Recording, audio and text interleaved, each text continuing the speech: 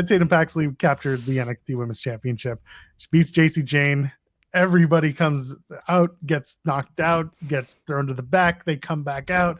It's a big schmoz. Tatum Paxley gets the win doing she calls it Nightmare Drive, but wasn't that the lightning spiral at one point that Trey did, and he did that for somebody else from it Nightmare Drive?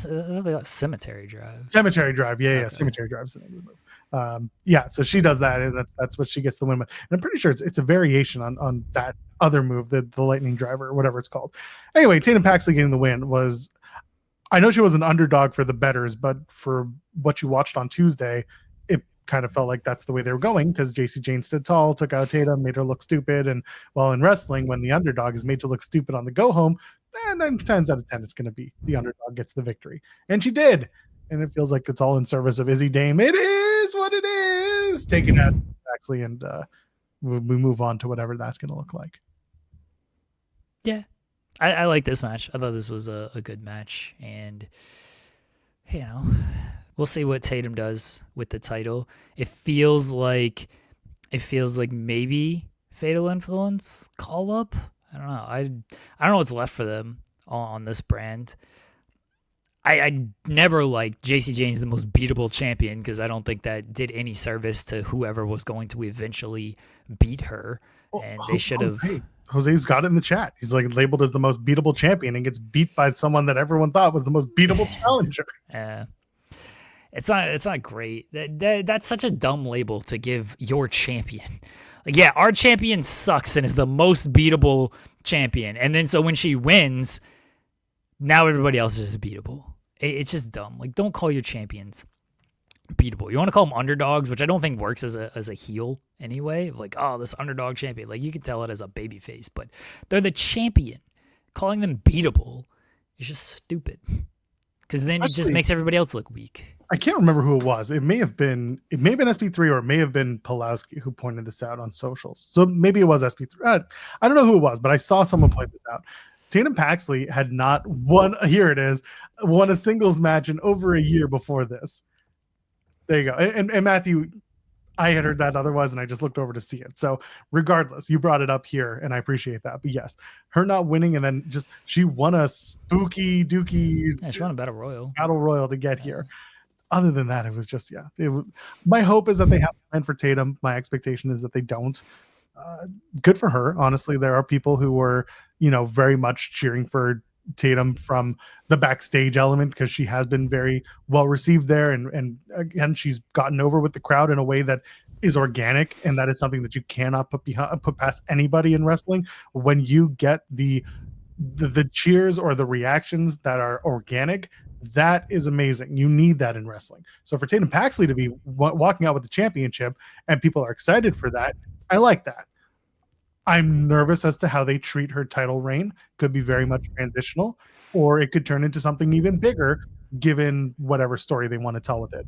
So again, I'm on the fence. Happy for the victory. Happy for the change. Could have been done better. Should have been done better in terms of building up an opponent. But if this turns into Tatum building into a challenge, or building into a champion that is credible, I think there's merit to that story.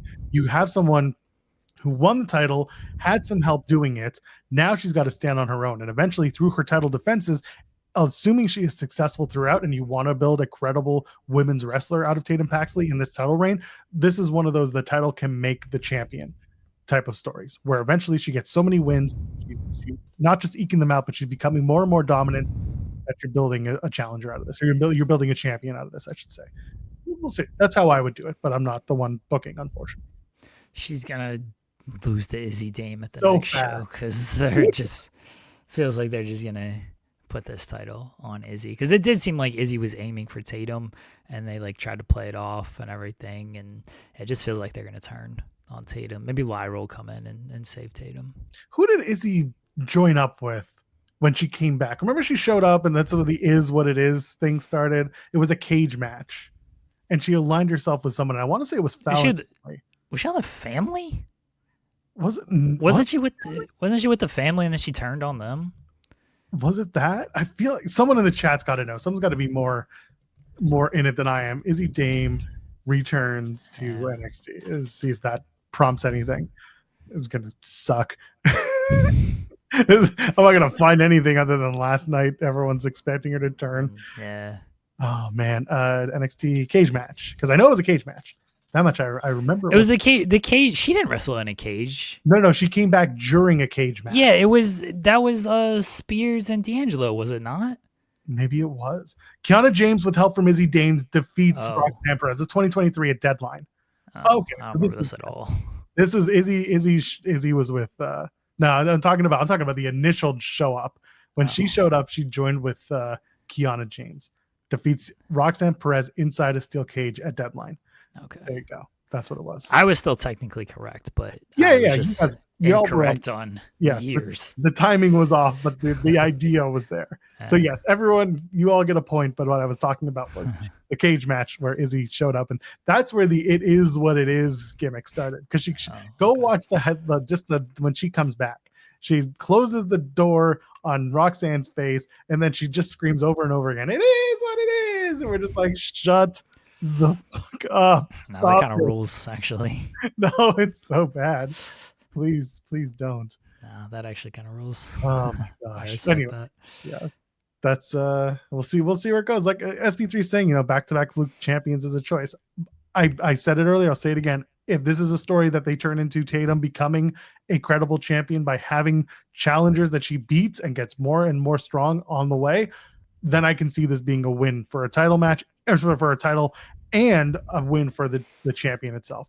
We'll see. I don't have as much faith in what I'm saying as much as I do what I'd like to see. It'll probably be Izzi Dame winning immediately. Yeah, I think Izzy's just going to win it pretty quickly. It is what it is. There's plenty more over on Fightful Overbooked. Click that subscribe button, tap that bell, get your notifications. And while you're at it, like the videos. Interact with them. Say some stuff. We want to hear from you. While you're at it, join us every Monday through Friday, 10 a.m. Eastern, live for In the Weeds. You might like it.